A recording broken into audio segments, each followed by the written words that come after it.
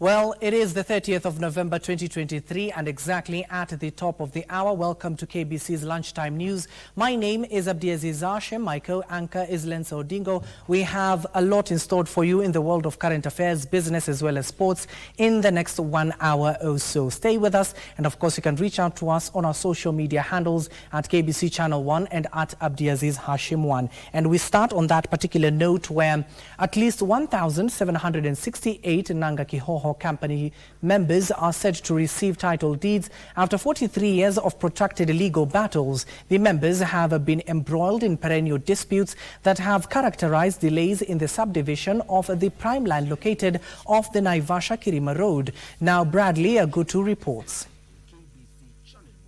Having resolved the leadership wrangles that had seen many go to the grave without getting their share of the property, and with new management in place, the members are now set to enjoy the fruits of their toil.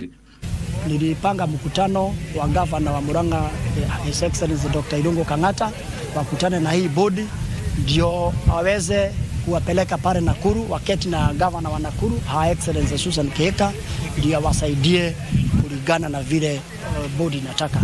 In a special general meeting held at Gatanga in Murang'a County, the Deputy Speaker Murang'a County Assembly Moses Gashui exuded confidence that the subdivision process will be done in a free and transparent manner.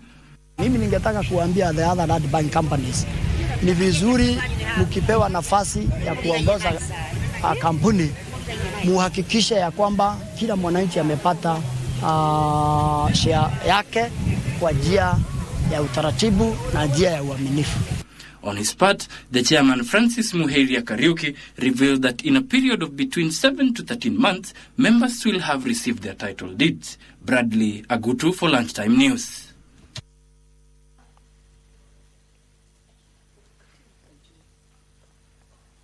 And now to the health sector, where stakeholders in the health sector have been urged to invest in the health personnel as well as the country continues to improve on the modern health equipments in various medical facilities. Now, speaking during the unveiling of the state-of-the-art medical equipment at the AAR facility along Kiambu Road, AAR CEO Dr. Aisha Edwards said investing in skilled health personnel will reduce the agony of patients going abroad for treatment. AAR at the same time said it has partnered with several companies that sell and maintain medical equipment, mostly endoscopic and cancer treatment equipment, for efficiency. That we are unveiling today are really based for the inpatient side. On the clinic side, it's more outpatient. And when you're seen in the clinic, if you require these expertise, you'll be then transferred to the hospital. We're really trying to minimize the number of Kenyans that are leaving Kenya to go outside for medical tourism. And we are trying to strive for what the government wants in terms of making Kenya a medical tourism hub. So this is one step towards that. We have equipment for sickle cell patients. I'm sure you've heard of sickle cell anemia. A lot of treatment equipment that can treat various conditions within that.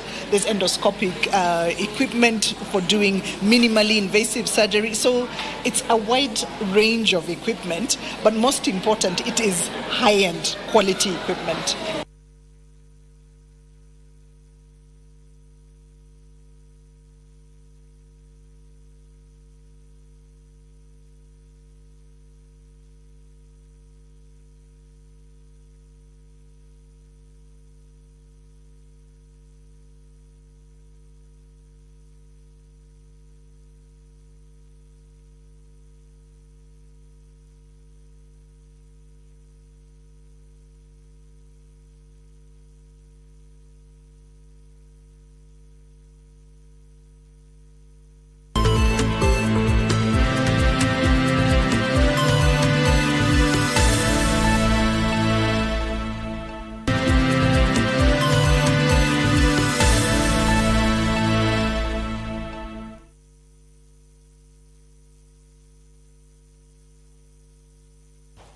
Now let's head over to the corridors of the August House, where parliamentarians have been urged to urgently unlock the two-third gender impasse in order to increase women's involvement in the governance and decision-making in the country. Speaking in Nakuru, members of the multi-sectoral working group on the two-third gender principle said with President William Ruto's political goodwill on the matter, legislators should hasten legislation to ensure no gender is underrepresented.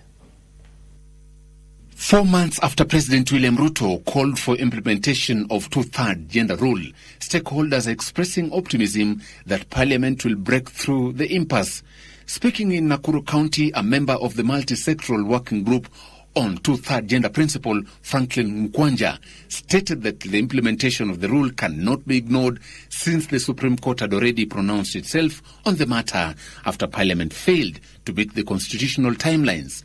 As you understand as well, the issue of gender is not about women. It is about both genders. Today, we may have an underrepresentation of women, but again, it is important that this conversation is led by a whole of society so that we can have permanent solutions. Addressing the forum, women leaders from Maendeleo ya Wanawake organization led by Esther Nyokabi and Florence Chepkorir challenged female parliamentarians to adopt a bipartisan approach in their renewed effort to secure the two-third gender requirement in the House. Wamama wengi hatuko katika bunge. Tukiangalia katika viti za MCA wamama wengi hawako. Tukiangalia katika viti za senator tumeona ni wamama tu watatu tuko nao katika viti za senator. Kwangu ningesema ya kwamba ni vizuri, kwa sababu siku ya leo ni vizuri haki ya mama isikikwe. Na sisi Maendeleo tunataka serikali yetu hiyo itubadilishie hiyo two-third gender rule, kwa sababu election ikifika unaona hiyo maneno hatuwezi fika kwa nomination. In Embu County, women who presented their views to the multi-sectoral working group on two-third gender principle, Stella Ruto of the task force and Dr. Frida Karani, who unsuccessfully vied for the Embu women representative seat during the 2022 general elections, proposed for consideration in appointment of women who attempted elective politics but were not successful at the ballot. Akina mama ambao wamesimama kuomba viti mbalimbali kupitia political parties wapewe nafasi katika uongozi, wapewe nominations, na pia akina mama wapewe women fund. When you look at the national executive arm, some ministries are still being led by over 90% men. We are asking, are there no female who could occupy those positions? For Lunchtime News, I'm Joseph Wahungu.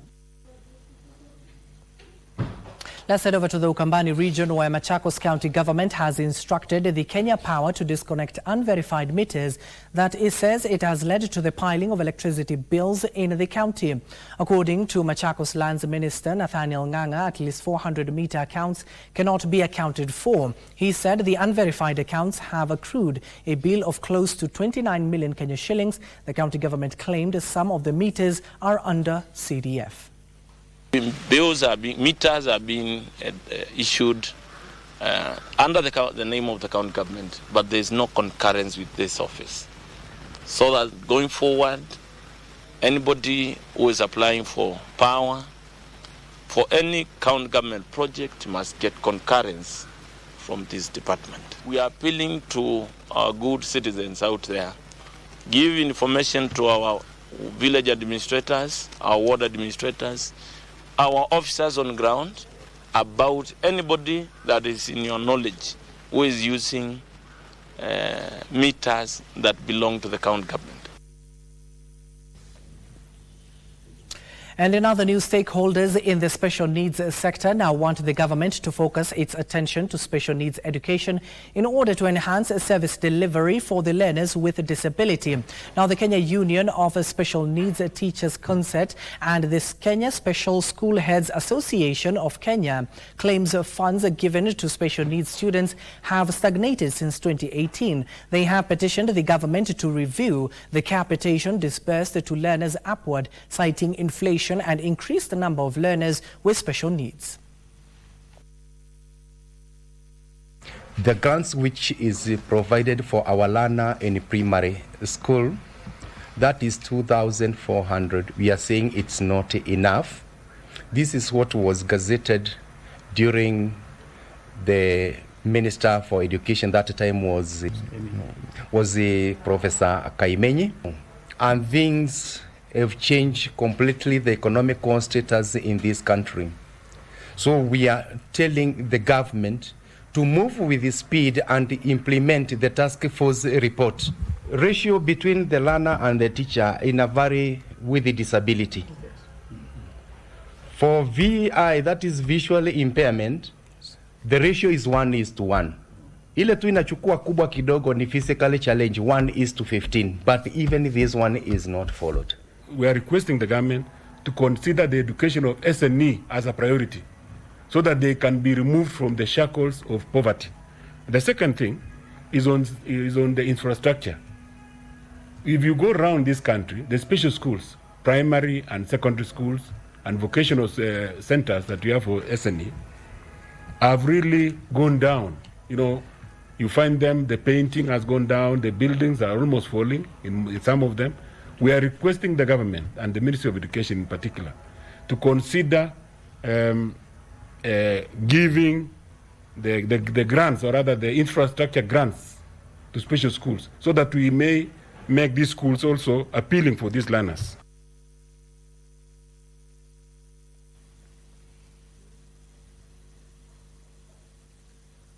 Elsewhere, Kajiado County Government has unveiled an ambitious 133.6 billion shillings 5-year development plan. The third generation county integrated development plan launched by Governor Joseph Ole Lenku aims to promote equitable and sustainable socio-economic development through efficient resource utilization and inclusive participation. And on that note, the county's projected revenue amount stands at 64.5 billion shillings, leaving a deficit of 71.4 billion shillings to realize the dream envisaged in the strategic plan. Governor Joseph Ole Lenku, who was speaking at the launch of the document, said to fully implement the plan, his administration has put up several mechanisms for resource mobilization, including on-source revenue collection enhancement and external resources mobilization. My government has put in place mechanism to do resource mobilization, including on-source revenue enhancement strategies through policies and legislation development, revenue administration, enhancement and implementation on governance and accountability. The County Integrated Development Plan identifies the county's transformative development agenda that is expected to spur socio-economic growth over the medium term. The county has laid more emphasis on modulated pastoralism, which will focus on animal feed production, livestock management, livestock market development, livelihood diversification, and county aggregation and industrial park. I wish therefore to highlight that as a county government, we are working in partnership with global partners to see possibilities of global scholarship. But also we are going to allocate significant resources from our own kitty towards bursary to enable many people access education. Equitable access to quality education with the aim to enhance school bursaries and scholarships, infrastructural development, quality assurance, e-learning and community advocacy and global partnership with international institutions were also identified as major facets in the county's prosperity in the next 5 years. Now, officials drawn from the Departments of Health, Gender and Trade from counties of Nyandarua, Nakuru and Nairobi converged in Naivasha to strategize on how to educate the public on the importance of nutrition and eating a balanced diet. Now, the meeting follows a 5-day conference in which it was resolved counties focus on promoting healthy living as part of efforts to focus on preventive care as opposed to curative care. In Nairobi, the county government adopted the school feeding program as its strategy to enhance nutrition.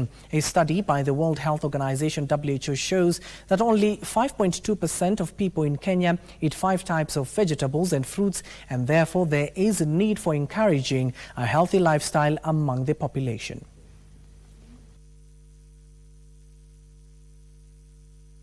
So working with partners and the county government to improve the food and nutrition security of the people of Nakuru. And we are doing this through offering nutrition education. And the aim of the project majorly is also to look at policy strengthening, both at national and sub-county and county level, to enhance knowledge in different departments, specifically on nutrition-related aspects.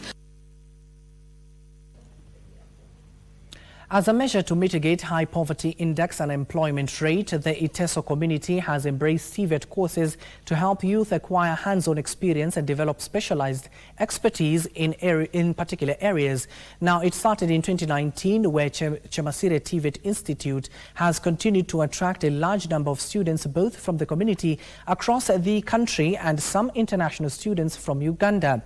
According to school principal Joseph Okumo, in just 3 years, the school population has risen from 500 to over 2,800 students pursuing 35 different courses from artisans levels to diploma. We have admitted a total number of students who are about 2,800. Out of this, 30% are females and 70% are males. Niko na watoto wenye wako mashule. Sasa kuja kwangu hapa nilitaka kujivunia maisha yangu ya baadaye, kazi yangu ya mkono kuliko ile ya kuandikwa, ili nijivunie juu ya watoto wangu. I trained there as a welder and currently now I'm operating my own workshop. Hapo ilikuwa tu hakuna mafundi local, lakini sasa tumekuwa na wengi.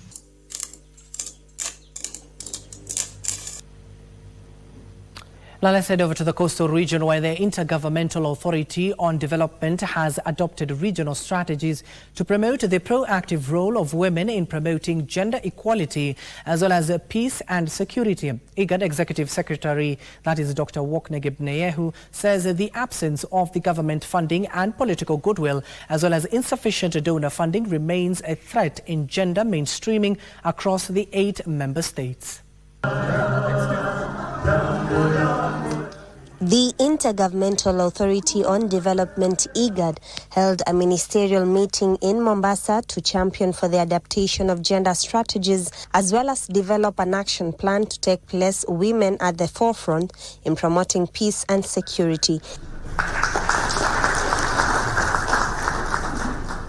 The 7th-month-long civil war in Sudan was a point of reference owing to the over 5 million displaced persons, 1 million being women and children.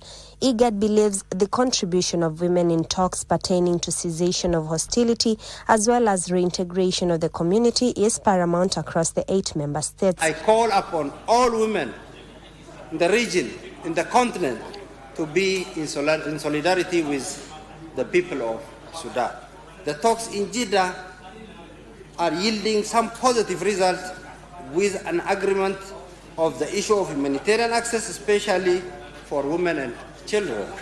It is our hope that cessation of hostilities will be signed very soon. The absence of government funding and political goodwill as well as insufficient donor funding was a thorn in flesh for several states.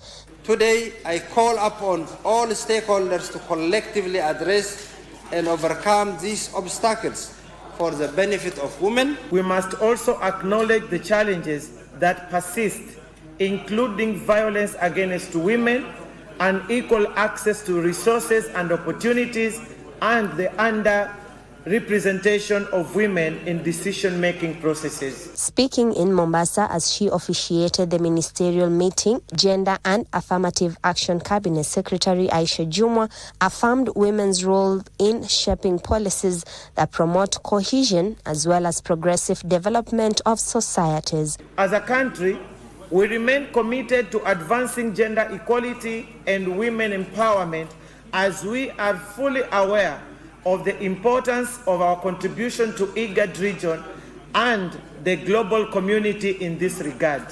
Juni Karisambele from Mombasa County.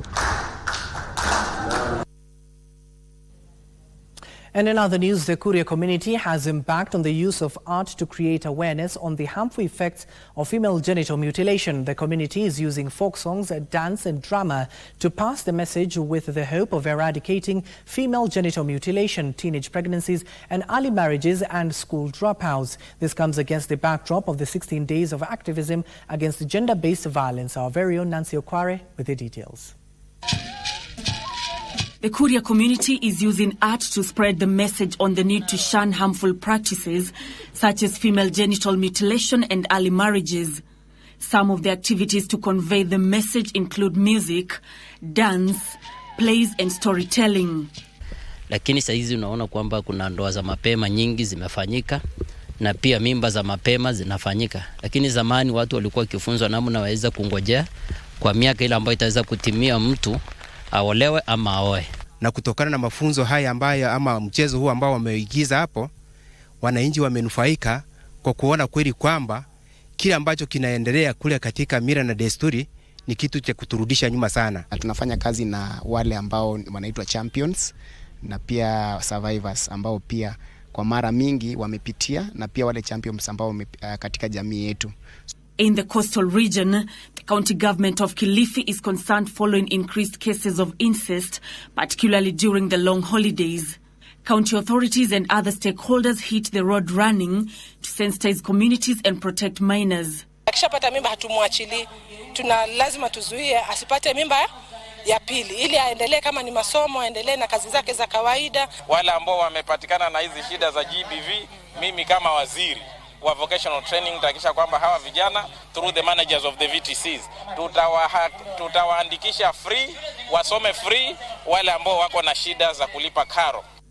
Meanwhile, in Njiru, Kiambu County, men have been urged to speak up and avoid suffering in silence whenever faced with gender-based violence. Nilidhulumiwa nikiwa na miaka 17 na saa hizi ni miaka 43 tangu wakati huo, na bado huwa it really affects me kwa sababu imeniharibia maisha hata katika my life, even my married life, it really affects me.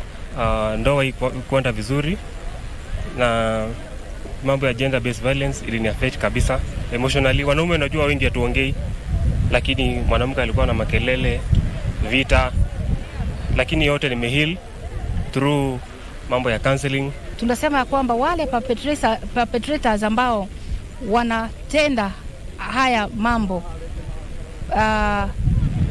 ya kudhulumu watoto, wamama, wazee, sisi hatutaruhusu hayo mambo yaendelee. This coming as the Kiambu Law Courts marked the National Children's Service Month by holding a sensitization program with the judicial officers, prosecutors, Kiambu medics and civil rights activists.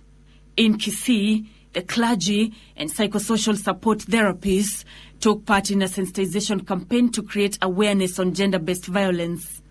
Tuhakikishe hakuna dhuluma kwa mwanamke, hakuna dhuluma kwa mwanaume, hakuna dhuluma kwa mtoto na hata wasiojiweza. Watu wote waishi kwa usawa na heshima iendelee kwa kila mmoja. What we are able to come up with is that most of these gender-based violence are a function of the stress and pressure that is currently seemingly common within the community. A similar exercise took place at Kavete and Makindu areas in Makueni County. Nikaamua kwa moyo wangu, wacha nitoke na watoto wangu, nikahangaike na watoto wangu, lakini nipate amani. Hata kama sina chakula, niwe najua niko na amani, hakuna mtu ananisumbua. Hizi dhuluma wakati zinatokea ni vizuri waweze kuripoti kwa haraka, kuripoti kwa polisi, kuripoti kwa mahospitali, na pia kama jamii tuhakikishe ya kwamba hatuna zile vitu zinaitwa kangaroo courts. Pia idara ya mahakama imeona mahali kuna hizo hotspots, tunaweza tukafungua koti speciali ambapo watu wote ambao wanahusika na hizi kesi wanaweza kupatana pale, hakimu, police officer, kama ni ule mtu akusaidia mtu kisaikolojia. Nancy Okware, Lunchtime News. Now let's come back here to the capital, where a family in Njiru, Kasarani constituency, is seeking justice after a group of youth attacked and seriously injured their father for non-payment of security fee. According to Evelyn Ouma, the wife of the victim, the family had an outstanding fee of 3,000 Kenya shillings out of the 5,000 Kenya shillings required by a group of youth who claimed to be responsible for their safety and security. She now wants the government to intervene after the goons threatened to kill the family members if they do not comply.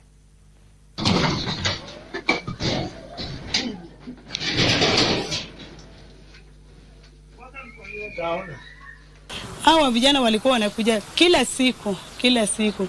Sasa mwezi wa 10 walinipata kama nimekaa hapa. Mzee alikuwa anapiga randa. Huyu Joshua alikuja akaingia kaslapu huyu mzee. Amesema nataka pesa. Nikamwambia Joshua, sasa sina material na ndio niliama huko. Hiki kitendo kilifanyika haitufurahishi. Manake huyu ni jirani yetu, wakati tuko na shida tunaongea, tunasaidiana. Na hata vijana vile walimpiga ni majirani pia. They don't have respect towards people and they are not good neighbors. And because of what has happened, I'm just expecting that they should be taken to awachukulia hatua nyingine. Now, from those unfortunate incidences from Njiru Kasarani constituency, we need to take our first commercial break, but don't go too far. We'll be back with more news on the other side of the break.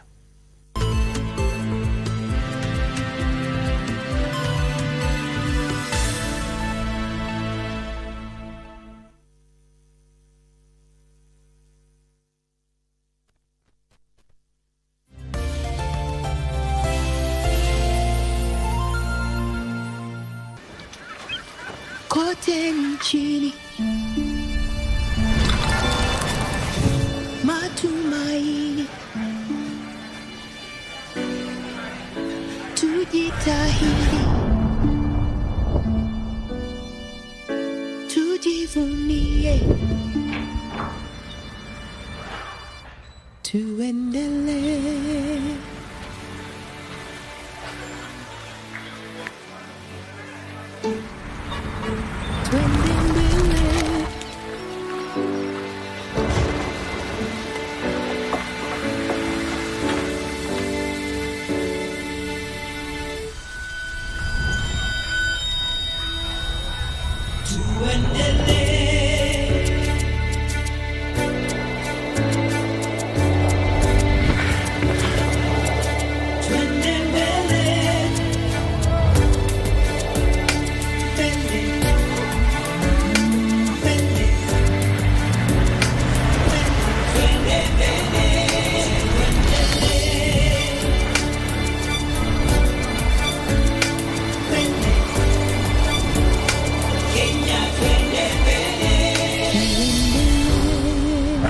Kenya, twende mbele. NCBA, go for it.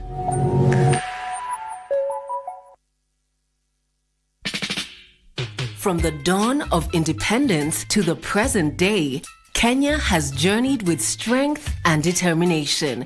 We celebrate Kenya at 60.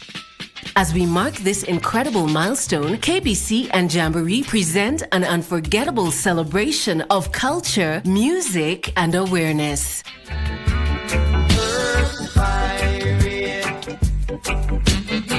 Immerse yourself in a musical journey featuring global sensations like the Mighty Itals and Everton Blender, all the way from Kingston, Jamaica, alongside our incredible homegrown artists.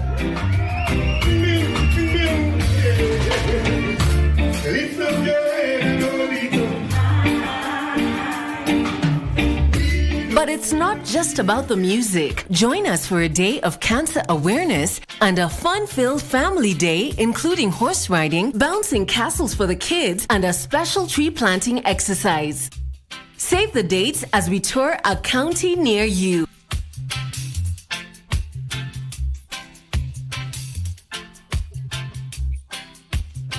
Ticket information is available on our social media handles at Jamboree Festival KE. Join the celebration, feel the rhythm, and make memories that will last a lifetime. Happy birthday, Kenya. The stage is set for a showcase of young talents as Kenya hosts the Sekafa Under-18 Championship from the 25th of November to 8th of December in Kisumu and Kakamega.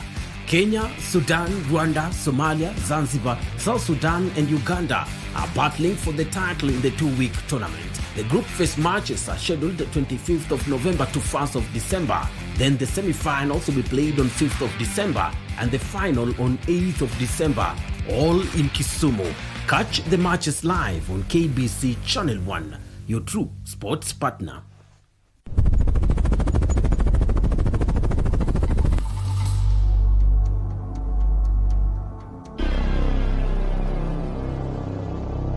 also a state of panic mode. I'm in confusion. I am shocked. How can he be missing? Surely, how can a grown-up be missing? How can really be missing? Of all the people, how can really be missing?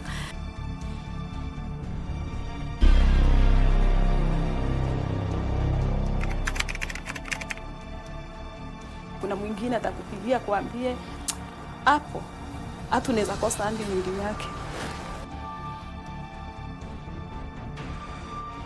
When finally the search returns in negative news. Friday morning, and they informed me that Willie's body was found. Na kupoteza mtu through kuuliwa inakuanga chungu sana. The feeling your colleague may have died in your place. For Willie, it was the most crushing thing, knowing that he was not even the target, that I'm the one who was doing the case. Instead of me being the one to be targeted, he ended up being there because he was accompanying our client. And after 6 years, the first accused is sentenced to death in each of the 3 counts. the Machakos triple murder on KBC Crime and Justice.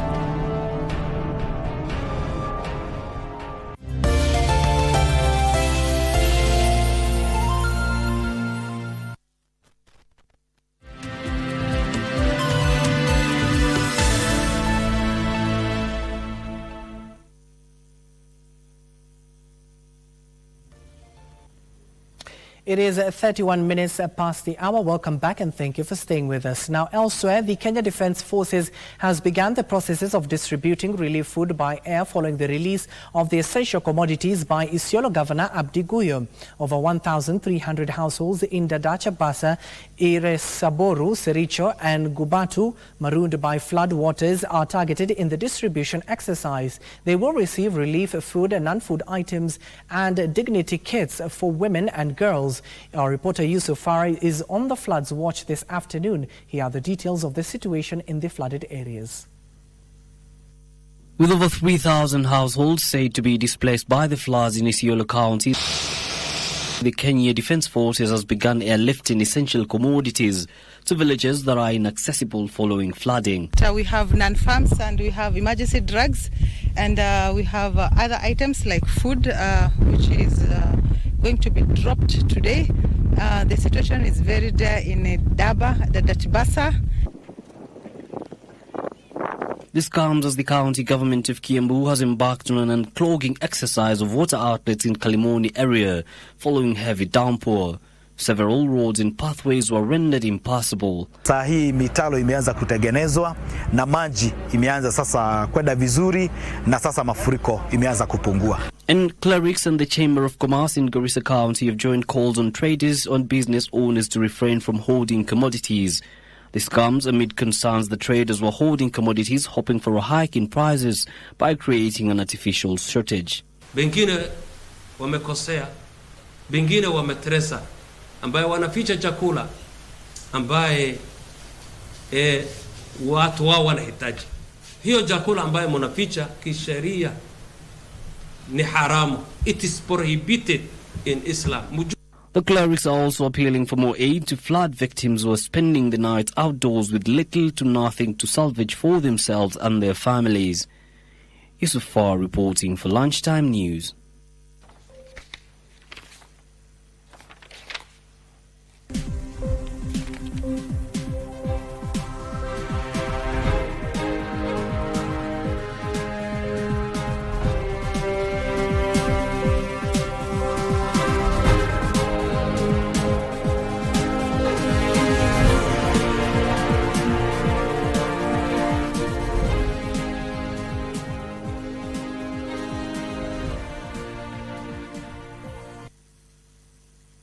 Welcome to the world of business. Now with some good news, you can now withdraw your Hustler Fund savings if you borrowed more than 5 times. President William Ruto, speaking during the first year anniversary of the Hustler Fund, says the government will also match the savings by 50%. The president says the fund has been enhanced to empower small business owners and them for them to borrow and save by an increase its limits, among other enhanced features, learning from the success and demand for more than 7.7 million active borrowers.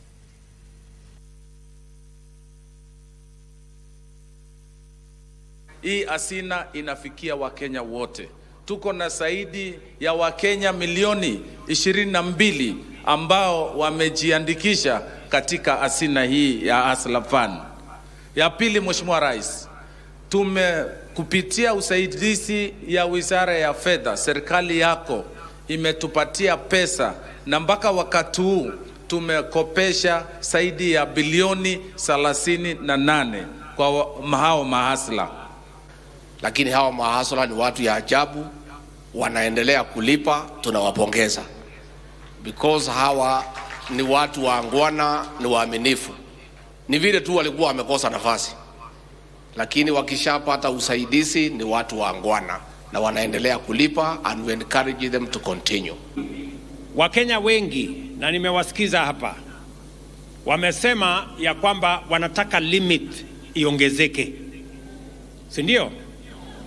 Hiyo limit mumesema mumezoea hapo, lakini sasa mnataka, na kwa sababu mumeonyesha ya kwamba ile limit mumepatiwa, nyinyi ni wangwana na mnalipa, sasa leo tena sawa sawa tunaongeza limit ya pesa ile unaweza kukopa kwa Hustler Fund. Wacha niwaeleze vile tutaongeza. Sawa sawa?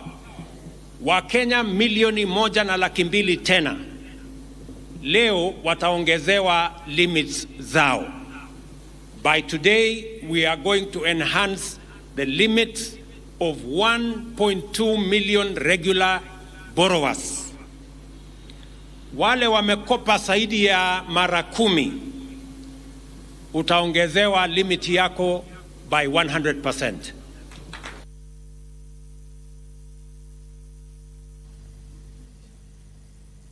And there you have it. That is Hustler Fund 2.0. Elsewhere, Family Bank Group has posted a 3.02 billion shilling profit before tax for the period between July to September 2023. During the period, total assets increased to 140.97 billion shillings, a 9.6% increase from the 128.5 billion shillings reported in September 2022. The increase in the total asset was driven by the growth in customer deposits, which rose by 16.6% to 108 billion Kenyan shillings from 93.2 billion Kenyan shillings reported same period in financial year 2022. The bank continued to lend, which saw the loans and advances increase by 6% to 84.6 billion Kenyan shillings. Investments in the government securities increased by 21% to close at 30.3 billion Kenyan shillings. Interest income grew by 18% to 11.34 billion shillings, while interest expenses grew by 34.6% to close at 4.4 billion shillings. The faster growth in the interest expenses was mainly driven by the general increase in funding costs for deposits and borrowings in line with the tight monetary policies by the government and increased government borrowing costs in the domestic market. Total unfunded income increased by 5.6% to close at 2.9 billion shillings for Q3 2023 compared to 2.8 billion shillings recorded during the same period last year. The group's prudential provisioning against the loan book increased by 110% as the bank took a cushion against future defaults in line with the challenging macroeconomic conditions. This saw the group's loan loss provision charge increase to 989.4 million shillings during the period.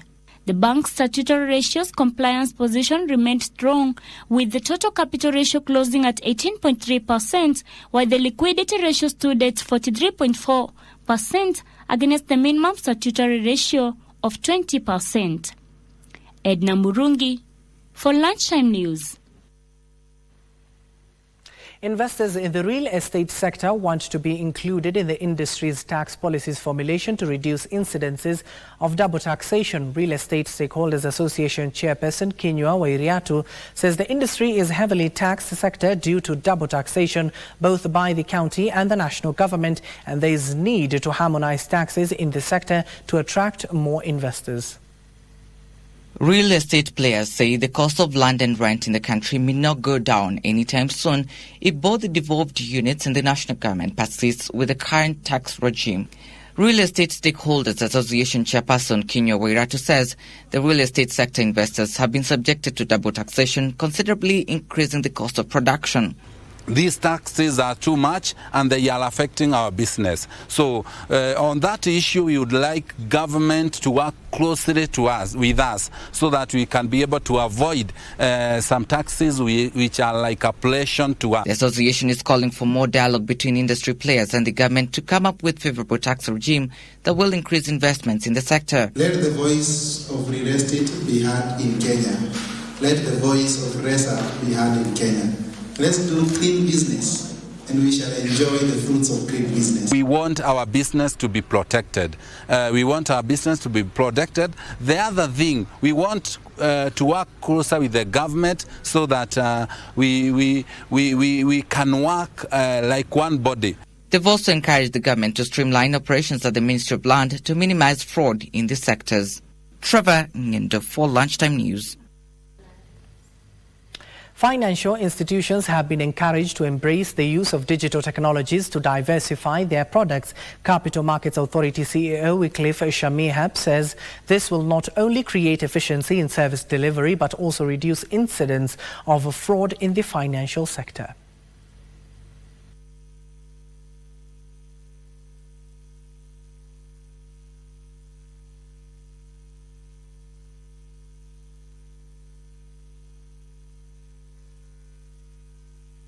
Dynamic interplay between the elements I mentioned, savings, technology, and capital markets, has the potential to reshape the financial landscape, drive economic growth, and empower individuals actively to participate in capital markets. Technology accelerates the rate of financial inclusivity, ability to save, secure platforms which are already approved and regulated by the Capital Markets Authority. Elsewhere, stakeholders in the housing sector now want the government to carry out more consultation with the county governments to avert destruction of houses and displacement of Kenyans as the affordable housing project takes root. They also want the county governments to be empowered and spearhead the construction process to ensure deserving Kenyans domiciled in the respective counties get first priority when purchasing the affordable units. Achola Simon with the details. Hailed as a masterstroke in job creation and achievement of affordable housing to all, the ongoing government-led affordable housing project is already showing encouraging signs of meeting its intended purpose. Should not arise, because affordable housing arises out of a constitutional right to housing by every Kenyan, and which right is recognized even in the international instruments apart from the Kenyan Constitution. For that purpose, it is my view that we have no option but to work to ensure that housing is accessible. And for housing to be accessible, it therefore means that we must ensure that housing is affordable.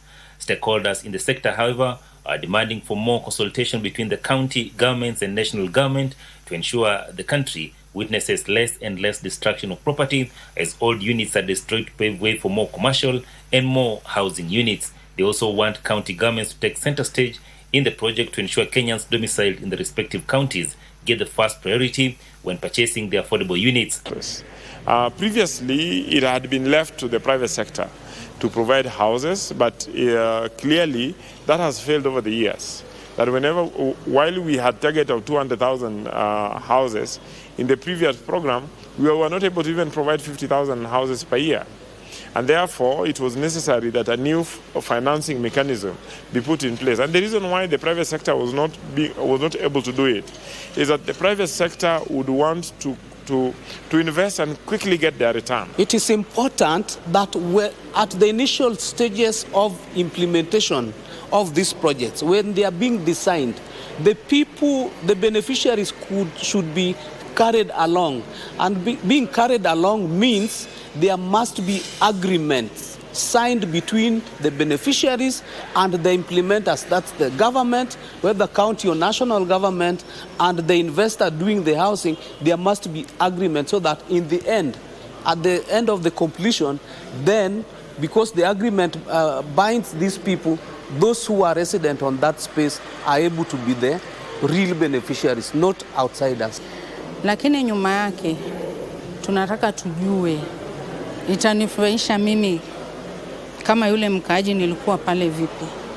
Unaona? Sasa wakati wanakuja inafaa wanakuja chini, sio wanaanzia juu, wameshaamua kila kitu, wao wanakuja tu kutuambia ni hivi na hivi na hivi. Hapana. Speaking during the ongoing Affordable Housing Conference in Kisumu County, the stakeholders also expressed confidence that the project will achieve its intended purpose despite a recent court ruling. We are here today to discuss how the housing crisis in our cities and towns can be addressed so that eventually we are able to come up with programs that meet the threshold of law as outlined in our constitution. Achola Simon, Lunchtime News, Kisumu County.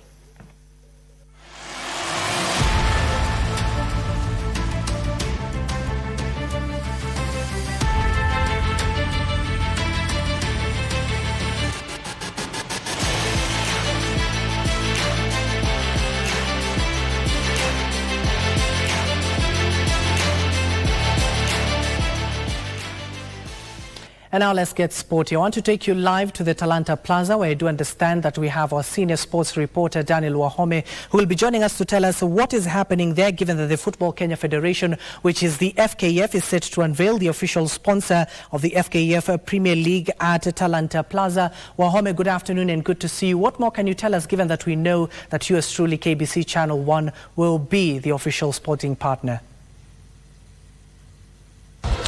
Thank you very much, Hashim, back at Broadcasting House.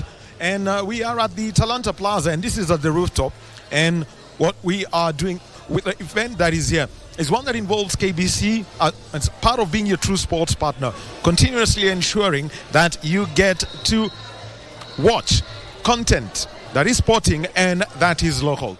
And for us to put this into context, we have to go back 30 years ago when there was the first broadcast of the local league. A lot of the Harambee Stars matches would be there, but the local league came on air, and you've got to see how much talent was there. We could know who the players are in the domestic leagues, and it got to that. The second phase came back in 2008, and that was when KBC and SuperSport partnered, and KBC used to bring the then Kenyan Premier League live on air. They got the free-to-air matches, and also the radio involvement was there. But this time round, it's a new partnership. It has been a journey that has taken some time, and during, when the season was in the break, that was from June, so the discussions have been going on, and we have all come to an agreement, and today that's going to be unveiled. The details of the partnership and what KBC will be broadcasting, what is available for KBC is as far as the FKF Premier League is concerned for the 2023-2024 season. So remember that the activities that we're going to see today is that it's not just the KBC and FKF are working together, but also the State Department for Broadcasting and Telecommunications and also the State Department for Sports are all working together. So we're going to have representation by the cabinet secretaries who are in charge of those two state departments. Cabinet Secretary, the Honorable Ababu Namwamba, of who is a cabinet secretary, the Ministry of Youth Affairs, Creative Economy and Sport, and also Cabinet Secretary Eliud Walo, who is in charge of the Ministry of Information, Communication and the Digital Economy. So they are going to be here together with their principal secretaries in the respective state departments. Engineer Peter Tum, State Department for Sports, and we've got Professor Abdiaziz Yangani, who is the Principal Secretary, State Department for Broadcasting and Telecommunications. And they are going to be there signing the MOU that has enabled KBC to acquire these rights.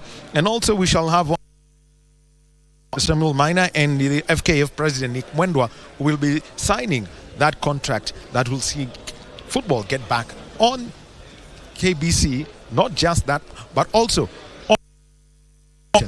So this involves free-to-air television within territory Kenya and also on radio. So if you're on the road, you can ensure that there's a cable that you can listen to and catch up on the FKF.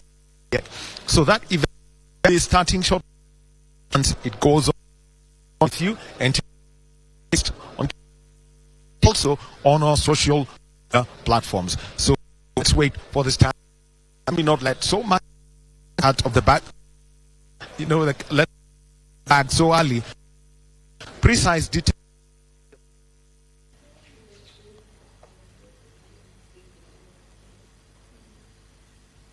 We apologize for that particular breakup, but I guess you have gotten the gist of what has just transpired at Talanta Plaza, that KBC is now the official broadcaster for the Federation of the Football Kenya Federation FKF Premier League sponsorship deal that is currently happening at Talanta Plaza. A while ago, we have seen the acting MD at KBC, that is Samuel Minor, awaiting other dignitaries, that is Sports CS Ababu Namambwa, as well as FKF President Nick Mwendwa, to officially sign on the dotted line and make it official to make KBC your true sport partner. Elsewhere, Kakamega Karate Club has formed a junior karate club to train and nurture talents of young children who are interested in mastering the sport. The junior karate club targets children from the age of 5 years and above who will be engaged during the school holidays.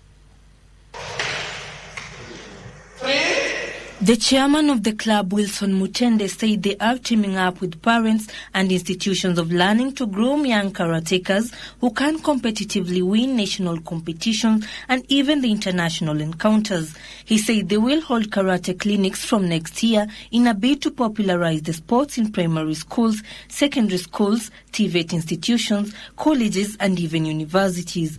And as karatekas, we thought it was important for us to bring kids on board so that we nurture. The emphasis is to nurture talent, starting with the small children. Reason being, it is very easy to nurture a small child. The Secretary General of Kakamega Karate Association, Christopher Auma, said they will unveil the first of its kind junior karate competitions by next year, December, once they recruit many karatekas in the category. Kakamega County Karate Association hatujakuwa na tournament ya watoto. Tumekuwa tukifanya tournament ya watu wakubwa kwa sababu hatujakuwa na watoto. So vile tumeintroduce, tutapeana muda ya 1 year, tutakuwa tunaanza kuhold tournaments za watoto. Kakamega Karate Club coach Musungu Ngaira says the training of the junior karatekas fits in the competency-based curriculum in the sports category. Karate tunasema ni kwamba ni sport ambayo mtu akianza inamsharpen kwa maisha yake all round. A parent, James Nganga Maina, who has already enrolled his 3 children in the karate club, says he is optimistic that his 3 girls will acquire skills and also be physically fit. Karate ni inasharpen akili ya mtu, inakupatia pia your self confidence ya kwamba unajua kitu yote ikifanyika kwa street uko na uwezo ya kujiprotect. NBA Africa has launched a new subsidiary in Kenya to support all of the league's businesses and basketball development initiatives in the country. The new office of NBA Africa's 5th on the continent, joining the 4 is Egypt, Senegal, South Africa and Nigeria. To celebrate the office opening, NBA Africa held a junior NBA clinic for 70 boys and girls aged 16 and under in Nairobi. This was presided over by 5-time NBA champion Ron Harper, NBA Africa CEO Victor Williams, Basketball Africa League President Amadou Gallo Fall, and Michael Finley. Speaking at the launch, The stakeholders emphasized on the potential Kenyan basketball carries, expressing their intentions to further grow the game here and make it more accessible to fans and players across the country. We want to see the local league really become very strong and competitive, where you have different teams competing for the chance to win the championship and qualify for the Basketball Africa League. Opportunity to get more young people a chance to play the game. It'll give us an opportunity to help improve on the already really solid school structure that Kenya has through the Kenya Secondary School Sports Association and through the Ministry of Education. They have a lot of great athletes over here that haven't had the opportunity to be in a facility. Now we're giving them that opportunity to be in a facility. They got a lot of people that are athletes around here, and you can see it. They got a lot of height, speed. So we see the potential that they have over here. And now to Europe. Arsenal reached the European Champions League knockout as group winners by thumping Lens 6-0 at the Emirates Stadium. Elsewhere, in another match, that is Bayern Munich, were held to a barren draw by Copenhagen.